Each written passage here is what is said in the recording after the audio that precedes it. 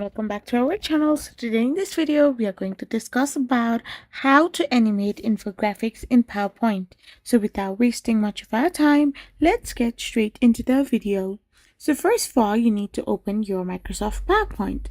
After you have opened it, you need to tap on the plus icon and tap on a blank presentation. After you have done this, you will end up in this kind of interface. After you have been in this interface, you need to tap on Next. Once this is done, you need to import or create the infographics inside PowerPoint using shapes, icons, or smart art. After this, you can simply open the animation tool. Go to Animation tab and open the animation pane.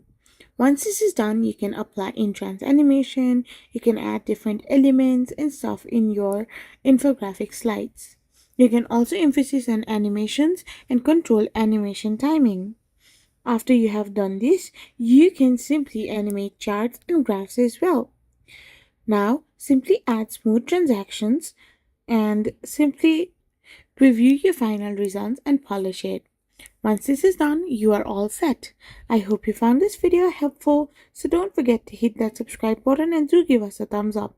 We will be back again with more informative videos. Thank you for watching.